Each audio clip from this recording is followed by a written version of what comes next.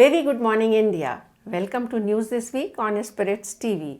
I am Shalini Kumar with the latest updates from the world of alcoholic beverages and hospitality sectors.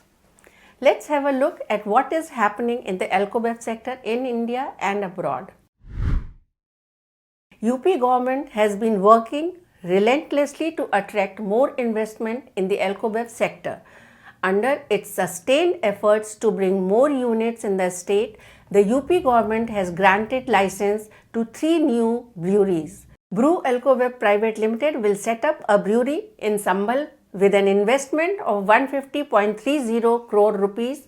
Vairagi Private Limited will set a brewery in Barabanki with an investment of 30 crore rupees, and Wallop Brewing will set up its brewery in Sonbhadra at an investment of 30 crore rupees. Government says that these new investments in the state will boost demand for the agricultural produces needed as raw material for breweries and also provide income opportunity for farmers.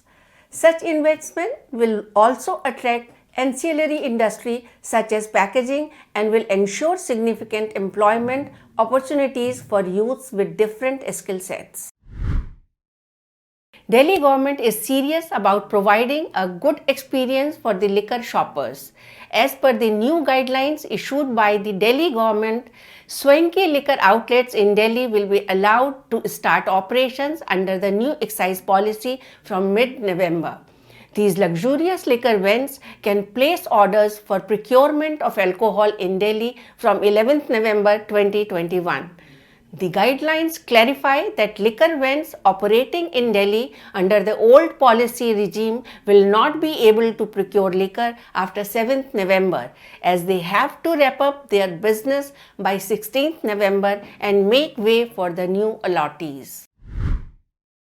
However, the new excise policy of Delhi is set to make liquor costlier by 8 to 10%. For example, a 180 ml bottle of McDowell's No. 1 Classic Blend's current MRP in Delhi is 109 rupees, which will go up to 119. Similarly, Blender's Pride Rare's price is hiked by 9% and new selling price of the brand in Delhi will be 291 rupees in place of the present 266 rupees. No new liquor shops will be allowed to open in Delhi under the recently announced new excise policy of Delhi. Leader of opposition in the assembly, Ramveer Singh Bidhuri, said at a protest against one such store. The protest was led by women residents in an East Delhi locality. The women demonstrated against the opening of a new liquor store, questioning why the Delhi government was not able to providing drinking water to the residents instead. In a new development in an ongoing legal case against Delhi's new excise policy, the Delhi High Court has sought to know from the Delhi government that how it will ensure that liquor is not provided to underage persons on home delivery under the new excise policy. Court's observation came on a petition filed by the BJP MP Parvesh Sahib Singh Verma, challenging the provision of home delivery of liquor in Delhi under the new excise policy of the Delhi government. It is shocking that we are still not able to stop the sale and consumption of spurious liquor in the country. Data compiled by the National Crime Records Bureau in its report Accidental Deaths and Suicides in India 2020 shows that more people have died in India due to consumption of spurious liquor than drug overdose. The data reveals that a total of 931 incidents of consumption of spurious liquor caused 947 deaths in the country during 2020. Chancellor Rishi Sunak has announced a new structure for alcohol duty in the UK, which is designed around the principle that the stronger the drink, the higher the rate. The UK government has introduced a radical simplification of the alcohol duty system among other measures, which were revealed in the autumn budget announcement by Chancellor Rishi Sunak at the House of Parliament. The Chancellor has scrapped the planned duty increase on spirits, wines, ciders and beers, a tax cut worth £3 billion. In the budget announcement, Sunak also called the current alcohol duty structure outdated and outlined an action to create a system that is simpler, fairer and healthier. He said the government would slash the number of main duty rates from 15% to 6%. The structure aims to help end the era of cheap high-strength drinks and allows overtaxed producers of lower alcohol beverages in the UK to pay less taxes. Some initiatives of liquor companies need all appreciations, and one such company is Diageo.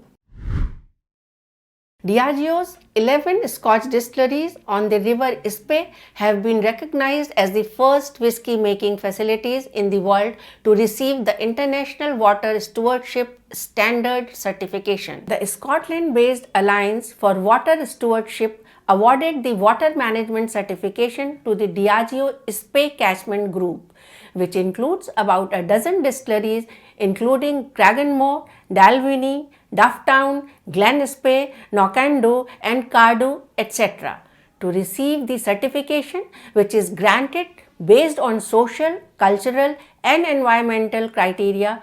Diageo undertook projects across the River Spey. Let's look at the new launches of the week.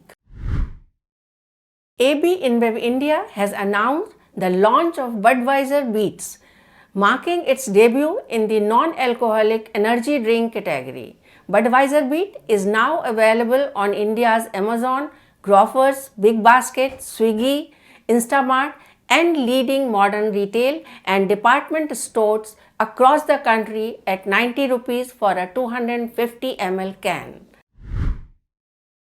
Penfolds has released its most expensive ever bottle of wine, a 5 vintage blend named Penfolds G5.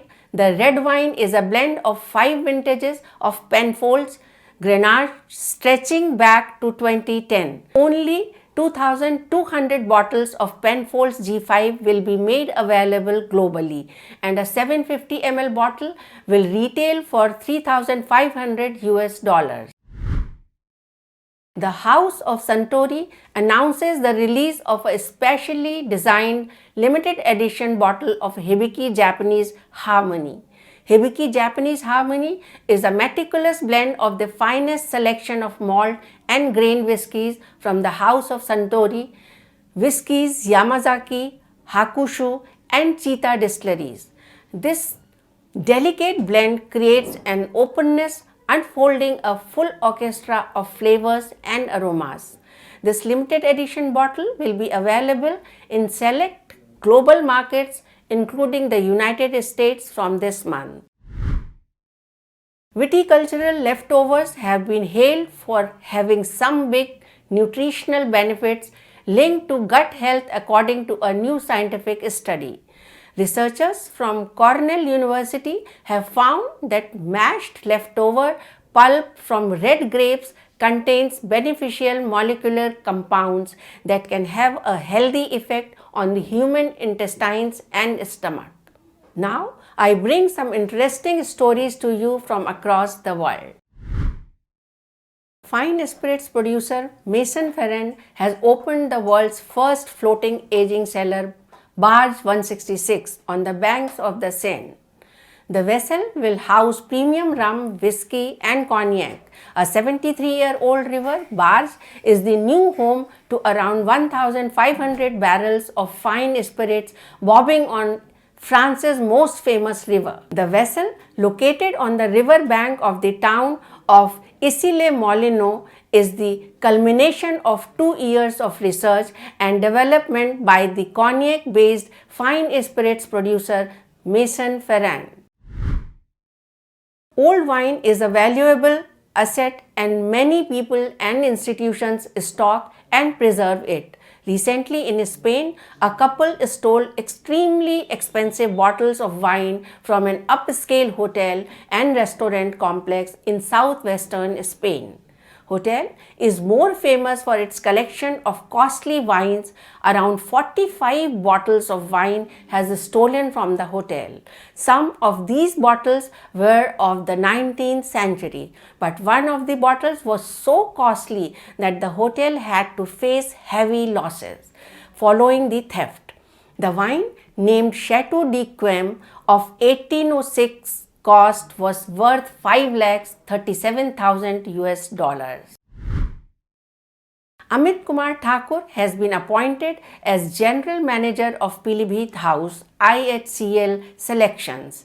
Amit joined Pilibhit House with years of leading and mentoring teams across luxury hotels and resorts including Holiday Inn, Radisson Hotels and the Taj Group. With this, I wrap up today's edition and I will come back with new updates next Friday. Till then, stay safe and say cheers with care.